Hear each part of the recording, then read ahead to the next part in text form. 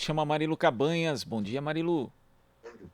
Olá, Glauco, bom dia. Vamos falar aqui sobre a pandemia. O Brasil registrou nesta quinta-feira 1.086 mortes pela Covid-19, totalizando desde o início da pandemia 560.801 mortos. Tomaram a primeira dose da vacina 49,61% da população e a segunda dose, ou dose única, 20,91% da população brasileira. E ontem foram registrados 39.644 novos casos e o total já chega a 20.066.146 infectados. A variante Delta continua sendo uma grande preocupação. E para conversar com a gente sobre a pandemia, vamos falar com o Pedro Halal, epidemiologista, professor na Universidade Federal de Pelotas. Olá, Halal, bom dia, seja bem-vindo. Bom dia, Marilu. Uma satisfação estar aqui conversando com vocês. Eu vi que eu tomei numa penumbra aqui, a minha câmera não está muito ajustada, eu estou numa situação aqui de penumbra, mas está tudo tranquilo. A variante Delta é o nosso motivo de preocupação atual. A tendência nos números no Brasil deveria, e até no caso das mortes, continua sendo de declínio, e o único fator que nos coloca em risco novamente é a variante Delta. Então, o Brasil tem que ser bastante responsável para lidar com essa variante, para evitar que a situação degringole novamente. E nós vamos falar aí durante o programa sobre o que a gente pode fazer para evitar que nesse cabo de guerra entre a vacinação que está acontecendo e as variantes, para que a gente vença esse cabo de guerra e os números não voltem a crescer daquela maneira assustadora que cresceram aí no começo do ano. Muito bem, vamos começar aqui apontando o que o Fórum Nacional de Governadores já fez. Ele pediu ao ministro da Saúde, Marcelo Queiroga, o envio de doses extras, né, de vacina ao Rio de Janeiro por causa do aumento de casos da variante Delta, da Covid lá no Rio, e de acordo com o Ministério da Saúde, o estado tem 203 casos da variante identificados entre as amostras coletadas. As vacinas suplementares, de acordo com os governadores, seriam para tentar conter a variante e evitar, segundo o texto aqui, Halal, uma catástrofe de proporções ainda mais graves no futuro próximo. Não é só no Rio, né, que a gente está vendo esse aumento de casos da variante Delta, em outros estados também isso se verifica. Essa já era uma preocupação dos especialistas, né, Halal? Você mesmo já tinha alertado há um bom tempo e o governo precisa agir rápido em relação ao Rio de Janeiro especificamente. Olha, Marilu, eu vou até te dar uma resposta meio surpreendente. Eu não acho que tem que agir rápido em relação ao Rio de Janeiro, tem que agir rápido em relação a todos os outros. Porque a verdade é que no Rio de Janeiro a gente só sabe que tem esse número porque é um dos poucos lugares que fez o teste. Porque a variante Delta ela está circulando muito provavelmente em todo o Brasil, já deve estar próxima de ser a variante dominante, até mais do que a Gama, que é aquela que a gente chamava de P1 um tempo atrás, e a gente só não sabe mais porque a gente testa muito pouco. Ainda mais esse teste aí do sequenciamento que permite saber qual é a variante. Então, assim, isso é um problema que eu venho alertando desde o começo da pandemia, né? Um país que não testa ele acaba ficando sabendo das coisas por último. E aí, quando a gente detecta os casos da Delta, isso é porque a Delta já está amplamente disseminada. Então, infelizmente, se hoje a gente fizesse aí um estudo, como a gente fazia lá atrás, de monitoramento sequenciando, eu temo dizer que muito provavelmente em todos os estados da federação nós já vamos identificar a Delta, talvez até como a variante predominante. Bom, vamos lá, Pedro, é realmente bastante preocupante, né? Apesar que, como a gente está falando aqui, os índices agora estão em queda ou instabilidade, mas a variante Delta já está predominando, como você falou, e o estatístico Elias Krainski, lá da Universidade Federal do Paraná, revelou que o Brasil ainda tem 13% dos idosos sem a vacinação completa, né? No grupo de 60 a 65 anos, a taxa de pessoas sem a primeira ou a segunda dose é de 39% dessa população. Entre os que estão na faixa dos 50, os cinquentinhas, né? Há um grande contingente aí sem a segunda dose e 86% deles ainda não têm a vacinação completa. Agora, os dados dos Centros de Controle de Doenças dos Estados Unidos mostram, né, que o risco de morte para os adultos entre 50 e 65 anos é 95, repetindo, 95 vezes maior do que entre os jovens entre 18 e 29 anos, né? E menos ainda com aqueles que têm menos idade, inclusive. Agora, você acha que é errada essa estratégia de vacinar os mais jovens antes de completar a vacinação com as 2 doses entre os mais velhos, diante aí do avanço da variante Delta? Qual que é a sua opinião, Halal?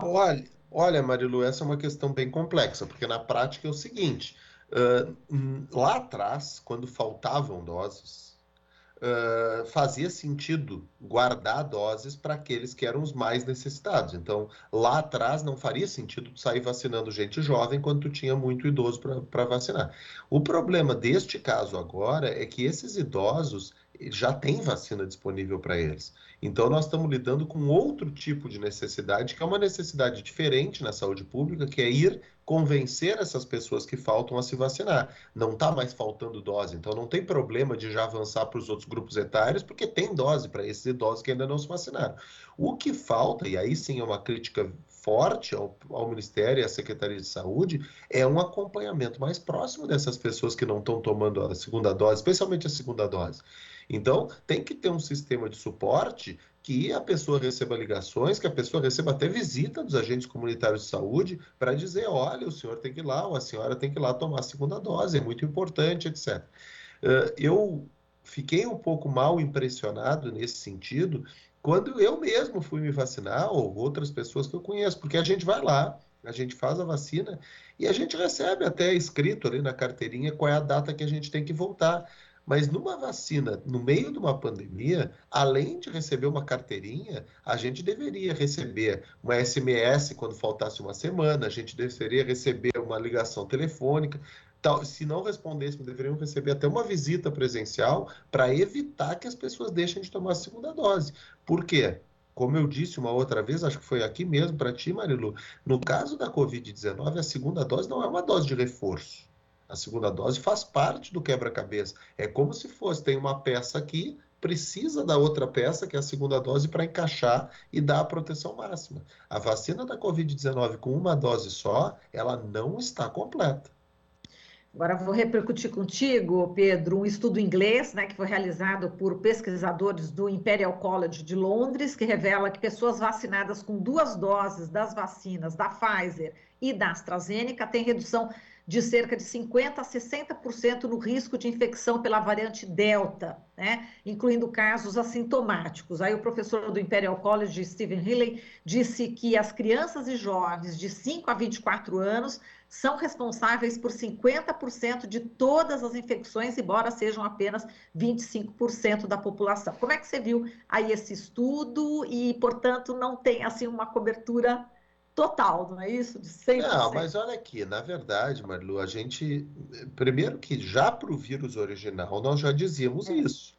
A vacinação, ela vai diminuir bastante o risco de infecção, mas ela não vai zerar o risco de infecção, mas ela praticamente zera o risco de caso grave e de óbito.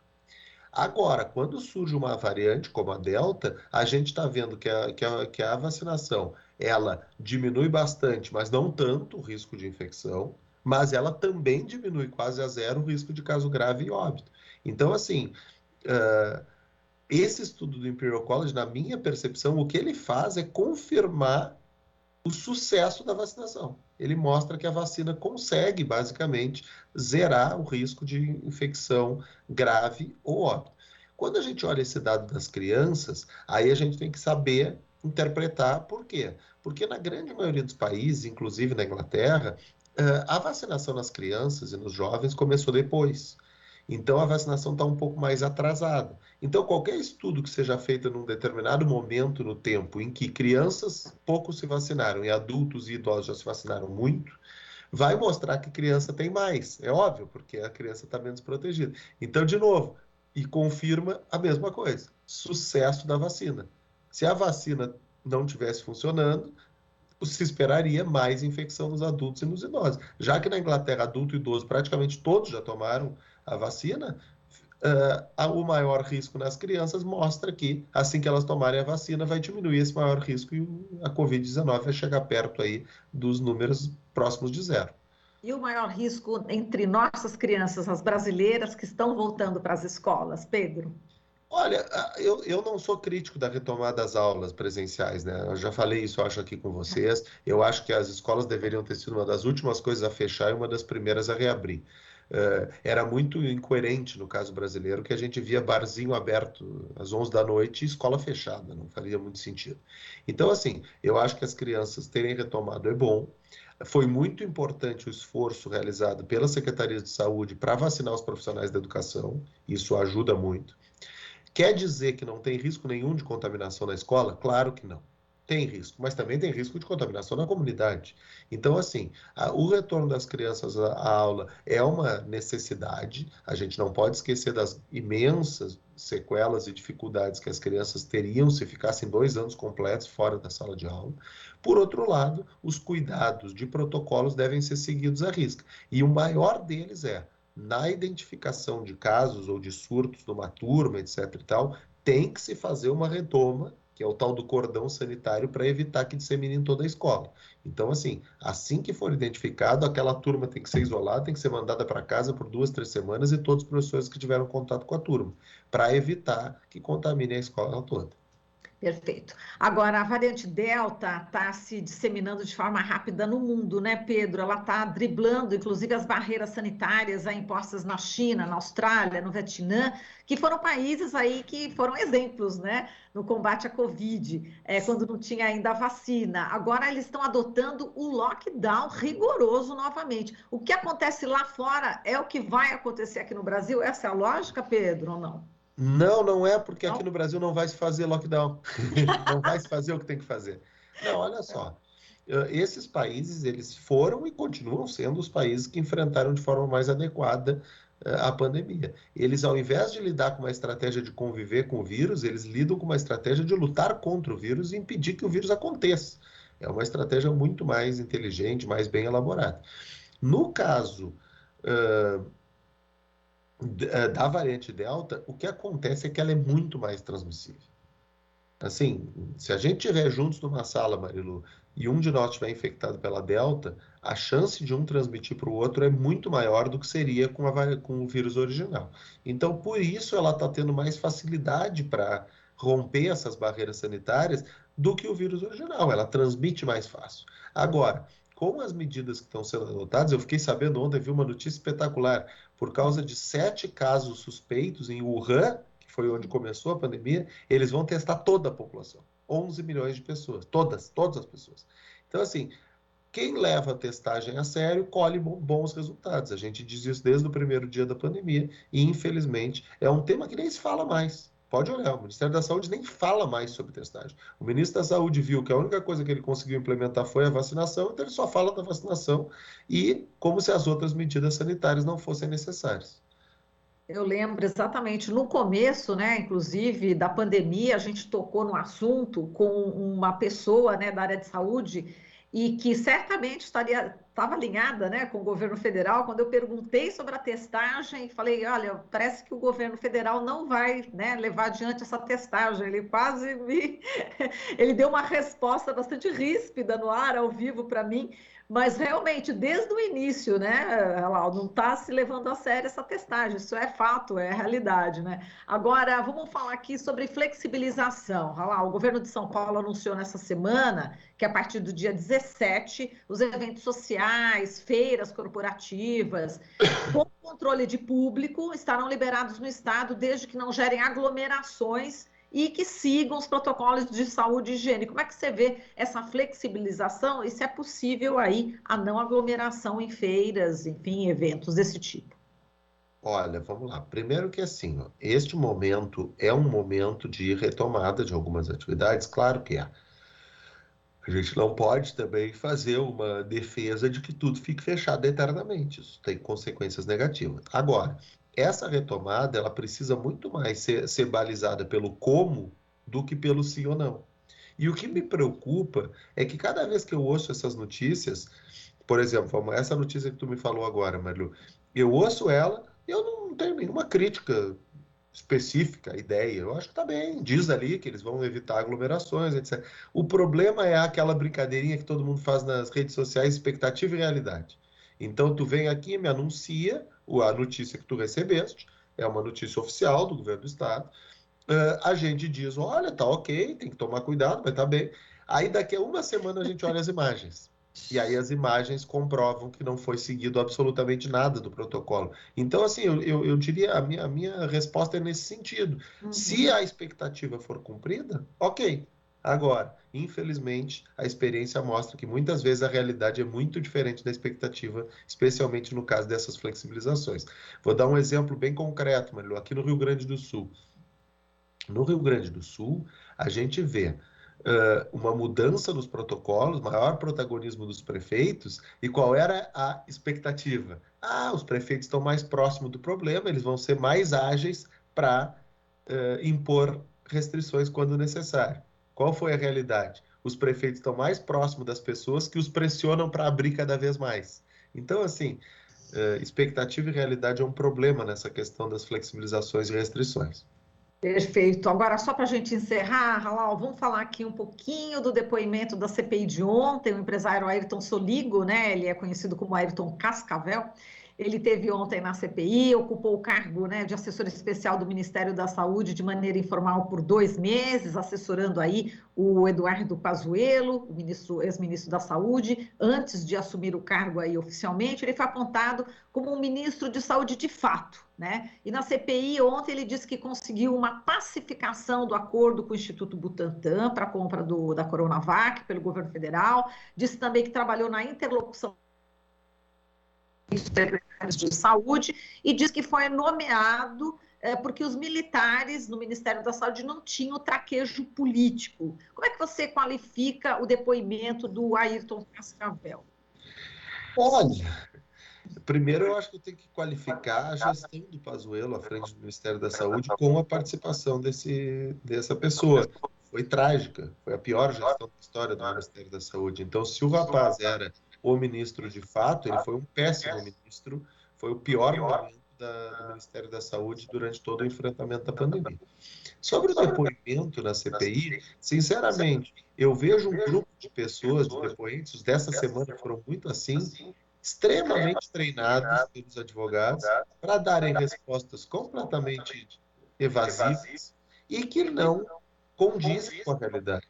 Quando a gente olha as respostas, elas são respostas tão robóticas que tu nota que elas não condizem com a realidade. Então tem um treinamento para essas pessoas, até porque elas sabem que no limite elas não são testemunhas, elas acabarão sendo investigadas, e aí elas vão ali e fazem aquele comportamento já de um investigado que não quer gerar prova contra si próprio. Então, assim, tenho notado que esses depoimentos, inclusive os dessa semana, são depoimentos que vão trazer poucos elementos novos, porque nós estamos entrevistando as pessoas que estão envolvidas nos fatos que estão sendo investigados pela CPI. Eu tenho que fazer um comentário, Marilu, desculpa, eu sei que nós estamos apertados de tempo, mas eu não posso deixar de fazer.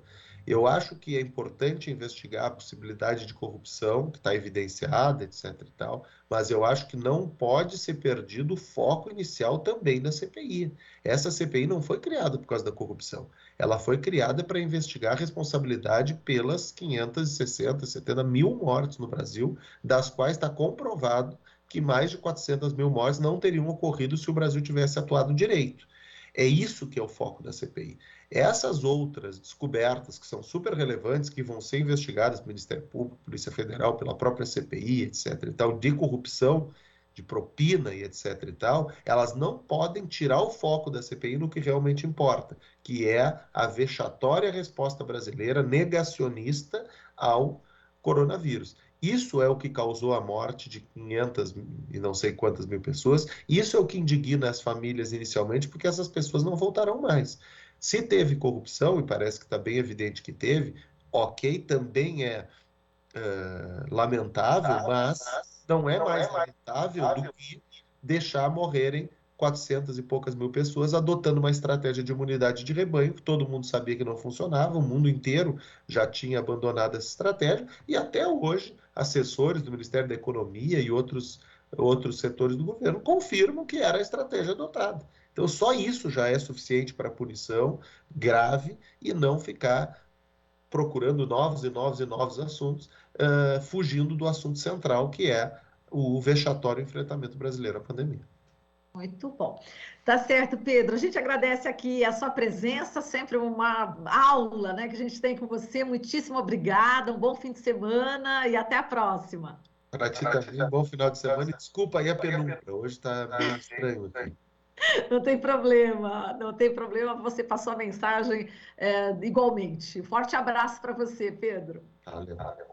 Beijo. Falamos aqui com o Pedro Halal, epidemiologista, professor na Universidade Federal de Pelotas. Aqui você ouve as notícias que os outros não dão. Jornal Brasil Atual.